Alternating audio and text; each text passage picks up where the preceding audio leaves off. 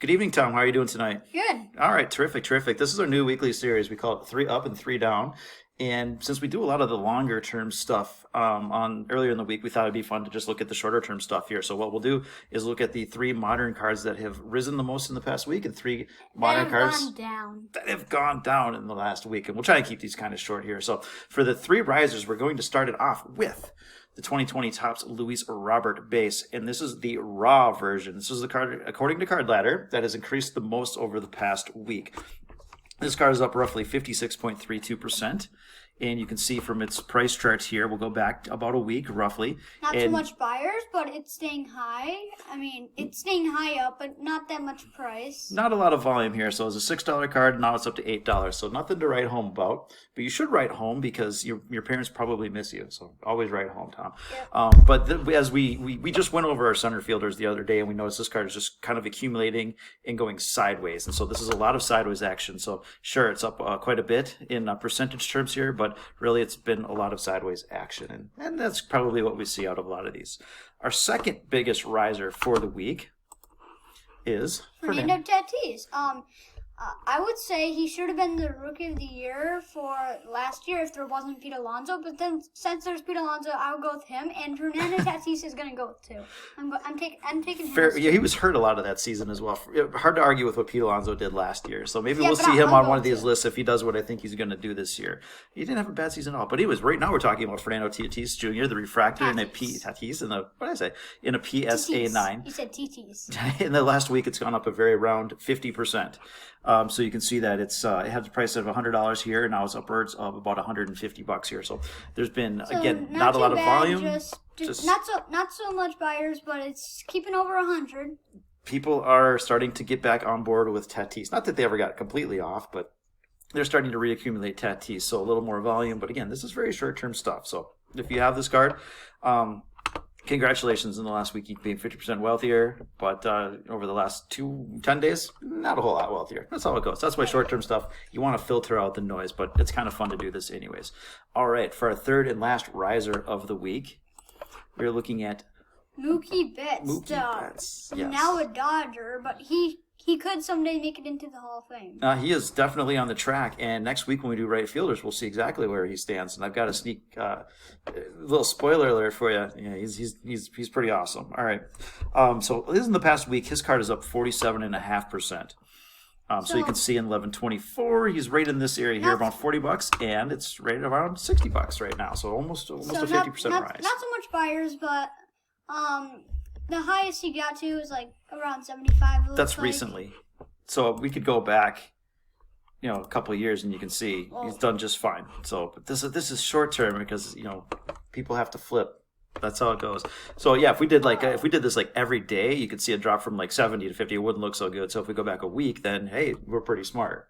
So Mookie Betts is our third riser of the week. Pretty good, but not as good as Tatis.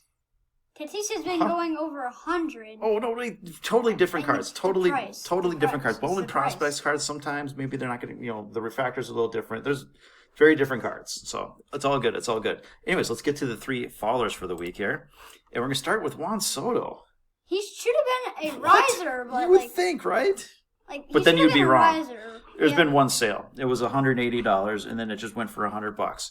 And so this is why you really need to look at the long term. That's actually kind of cool. I like no buyers. It doesn't make it too it's too sloppy, but that's sloppy. But the other one was just straight flat. But that one sloppy is good. Sloppy is good. Someone made an oopsie here. Is what happened in the trading business. We would call that a bad trade and get it squashed pretty quickly. $20, not so much price, and that's where you should buy it. Not an oopsie at 180. Yeah. Anyways, this is you could have done better if this person was perhaps a little more patient. Who knows the reasoning on it? But for purposes of this, in the last week, this card is down the most, over 50%. But again, it pays to filter out the noise a little bit. All right, our second, that was our biggest faller for the week. So our second worst card, I guess, is his 2018 update brother. Another great update player in 2018, but Okay, I really didn't know. Okay, he has more buyers. He has more buyers, but still, There's more volume over the last week. week. He should be better. Well, as we looked at it in our center field tracker, this card is making new lows.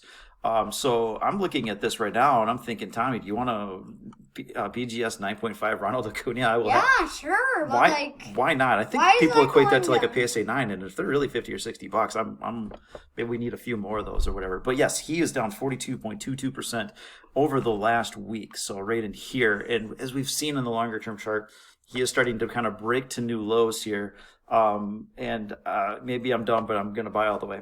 So, all right. And our third card for Fallers of the Week is Eloy Jimenez. I like all these guys. What does this say about my baseball card investing prowess? Why are these three people going down? And they're all supposed to be great players. Exactly. They were great players. This is what last happens. Year, This is but... what happens in the offseason. Again, when you look over the longer term, then there's a lot of stability kind of in this area for these cards. But in the shorter term, things look a little wonky. So this is the Heritage PSA 10. And over the past week, a $20 card became $15. I think I'm going to go ahead and grab one of these. So down 37.29%. They are pretty good, but they're very low price. I think that probably is for him. So it could easily go back up to, if it gets back to $20, then you've made yourself, 33%. So like, what happened over the last year? Well, let's find out. Nothing. A lot of nothing. He could have got it for back in 2019. He could get it for this, and here you go. A year later, you can get it for about the same price. So a whole lot of nothing for Eloy's Heritage.